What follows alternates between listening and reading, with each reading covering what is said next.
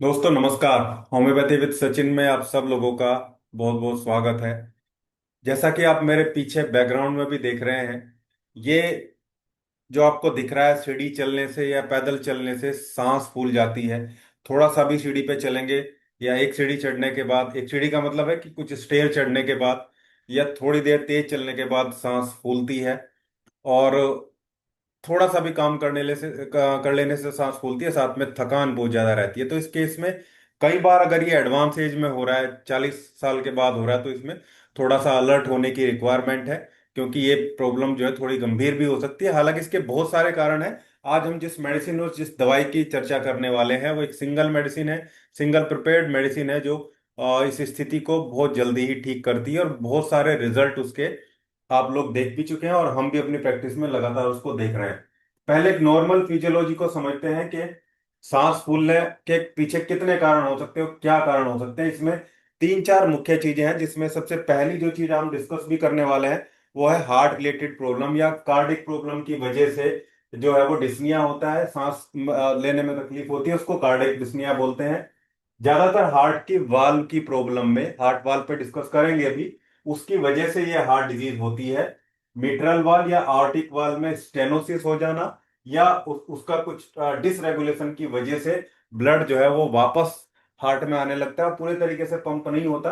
दूसरा, लंग से फेफड़ों से रिलेटेड प्रॉब्लम में भी हो सकता है, एस्थमा की वजह से, सीओपीडी या ब्रोंकाइटिस की वजह से हो सकता है, एनीमिया की वजह से हो सकता है, जिनमें खून की कमी होती है, ऑलरेडी ऑक्सीजन पूरे तरीके से ट्रांसपोर्ट नहीं हो पाती क्योंकि हीमोग्लोबिन कम रहता है और हीमोग्लोबिन ही ऑक्सीजन को ट्रांसपोर्ट करता है। दूसरा, तीसरा कारण हो सकता है, एक तरीके के सेडेंट्री लाइफ वाले लोगों के लिए जो लगातार लेटे हैं, बैठे हुए हैं, फिजिकल काम ज्यादा नहीं करते, ओबेसिटी है, मोटापा है, उनको भी सांस फूलने की तकलीफ हो सकती है। उनके भी एक्चुअली उनकी डिमांड जो ब्लड की होती है वो बॉडी पूरी नहीं कर पाती जब वो काम करते हैं। लेकिन आज मेनली हम डिस्कस करेंगे हार्ट रिलेटेड इशू, उसमें भी जो वाल्व की, हार्ट की वाल्व की वजह से प्रॉब्लम हमें देखने को मिलती है। देखिए यहाँ ये छोटा सा स्ट्रक्चर मैंने आप लोगों को दिखाया है, इसमें चारों वाल्व जो है, पल्मोनरी वॉल्व और जो आपकी ट्राइकस्पिड वाल्व है, इधर आर्टिक वाल्व और मीट्रल वाल्व। वैसे तो बाइकस्पिड और ट्राइकस्पिड दो टाइप की वाल्व हार्ट में होती हैं। कस मतलब ये जो आप देख रहे हैं, इनसे ब्लड जो है अंदर जाता है, उसके बाद फिर ये वाल्व बंद हो जाती है और वापस ब्लड नहीं आता है। इसमें दो कप्स हैं, ये एक और दो, इसमें तीन कप्स हैं, वन टू थ्री, तो इसको ट्राइकस्पिड एक्चुअली बोलते हैं। और ट्राइकस्पिड वाल्व जो है वो तीन कफ वाली वाल्व है। इसमें भी रीगर्जिटेशन होती है, मतलब ब्लड एंटर हो जाने के बाद, जैसे यहाँ आप देख रहे हैं, ब्लड एंटर हो जाने के बाद अगर वाल्व जो है वो यहाँ से लूज होगी या कोई भी डिफॉर्मिटी होगी, डिसरेगुलेशन होगी, तो ब्लड वापस चैम्बर में आ जाता है। इसकी वजह से जो है वो पंपिंग पूरी नहीं होगी, पूरा ब्लड आगे नहीं जाएगा और हार्ट जो है पूरी डिमांड जो है वो ब्लड की जितनी है वो सप्लाई नहीं करता है, क्योंकि हार्ट की वाल्व का रोल बहुत इंपॉर्टेंट है। जो चारों वाल्व है वो यूनिडायरेक्शनली एक डायरेक्शन में जो है पूरे ब्लड फ्लो को मेंटेन करते हैं ताकि ब्लड वापस ना आए, और इनकी कमी हो जाने की वजह से ही ये डिस्टरबेंस देखने को मिलता है, मिट्रल वाल्व और आर्टरिक वाल्व। मिट्रल वाल्व का स्टेनोसिस हो जाने की वजह से ब्लड जो है वो लंग्स में जमा होगा, पल्मोनरी वेनस कंजेशन होगा जिससे सांस फूलेगी। आर्टिक वाल्व में स्टेनोसिस होने की वजह से हार्ट को ज्यादा मेहनत करनी पड़ेगी ब्लड को आगे भेजने के लिए, और ऑक्सीजन ऑक्सीजन की जो डिमांड है वो पूरी नहीं होगी, इससे भी सांस फूलेगी, ब्रीथलेसनेस जो है वो देखने को मिलेगी। अब मैं आपको एक सिंगल मेडिसिन बताता हूं जिसमें वो सारी इंपॉर्टेंट मेडिसिन मिली हुई है जो इन सब सिचुएशन को ठीक करती हैं। पहले मैं उन सभी मेडिसिन को आप लोगों को बताऊंगा जो उस पे काम करती हैं, उनके सिम्टम, लक्षण, और फिर उस मेडिसिन के बारे में बताऊंगा जिसमें वो सारी medicine as a combination add करी गई है। और सिंगल हैंडेडली उस मेडिसिन को दिन में 3 बार लगातार लेने से ये प्रॉब्लम बहुत जल्दी जो है लोगों में इंप्रूव होती है और बहुत सारे लोगों में ये जल्दी ही ठीक हो जाती है। तो चलिए उन सभी मेडिसिन के बारे में डिस्कस करते हैं। ये वो मेडिसिन है जो आपको दिख रही है, क्रेटेगस, कैक्टस, डिजिटालिस ट्रोफेंथस हिस्पेडस और कॉनवेलेरिया मेजेलिस और ऑरम म्यूर नेट्रोनेटम। ये 6 मेडिसिन आप लोग देख रहे हैं। ये 6 की 6 मेडिसिन को आप देखेंगे, इनके इंडिकेशन को आप देखेंगे। इंडिकेशन से ज्यादा इनके फिजियोलॉजिकल इफेक्ट पे हम लोग डिस्कस करेंगे कि एक्चुअल में ये क्या करती हैं। तो क्रेटेगस जो है वो बहुत अच्छा हार्ट का टॉनिक है, हार्ट के मसल को स्ट्रोंग करता है। और कोरोनरी आर्टरीज को डायलेट करके ब्लड फ्लो बढ़ाता है, और ब्लड प्रेशर हाई है तो उसको भी मेंटेन रखता है। कैक्टस भी बहुत इंपॉर्टेंट रेमेडी है, हार्ट की रेगुलेटरीज को ठीक करती है।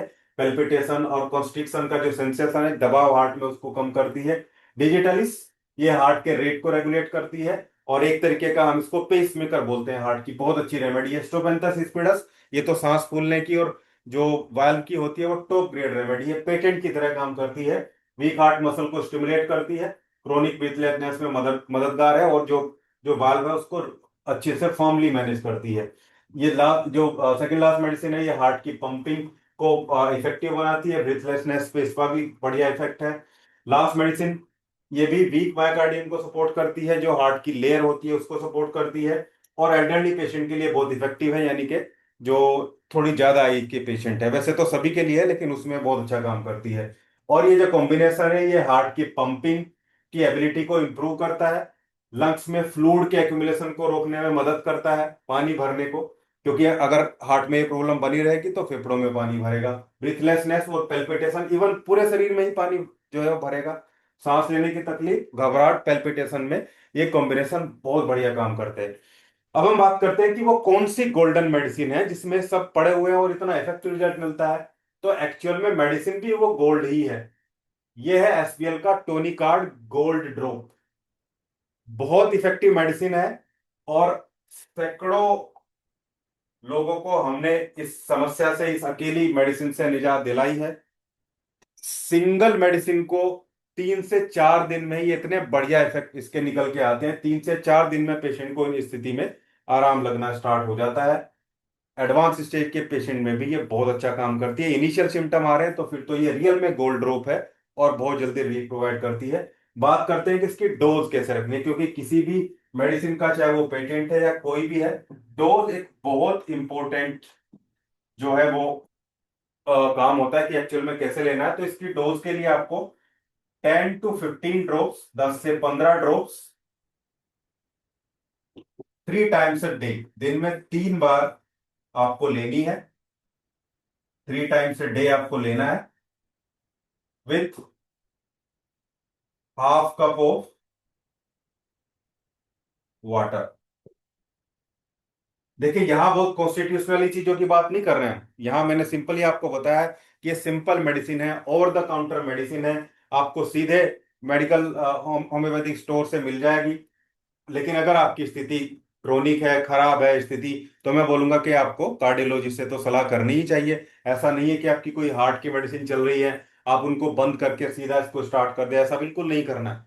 अगर आप कहीं किसी कार्डियोलॉजिस्ट के पास हैं, वो आपका ट्रीटमेंट कर रहे हैं, तो उनकी सलाह से आप इसको भी ले सकते हैं। ऐसा मैं इसलिए बोल रहा हूँ क्योंकि बहुत सारे कार्डियोलॉजिस्ट जो हैं, जो सीनियर कार्डियोलॉजिस्ट हैं, अलग अलग इंस्टीट्यूशन में डायरेक्टर और दूसरे पद पे भी रहे हैं, उन्होंने भी इस टाइप के होम्योपैथिक कॉम्बिनेशन को यूज करना स्टार्ट किया है। इवन उसके वीडियो भी बहुत सारे अवेलेबल है, आप लोगों ने देखा भी है। तो इसलिए मैं बोल रहा हूँ कि बहुत अच्छी मेडिसिन है, आप लोग इसको यूज करिए, और इसके रिजल्ट ऑलरेडी पब्लिश्ड हैं, बहुत अच्छे रिजल्ट हैं। ये था आज का वीडियो, उम्मीद करता हूँ वीडियो आप लोगों को अच्छा लगा होगा। वीडियो अच्छा लगा तो लाइक करिएगा, शेयर करिएगा और चैनल को सब्सक्राइब जरूर करिएगा। Thank you.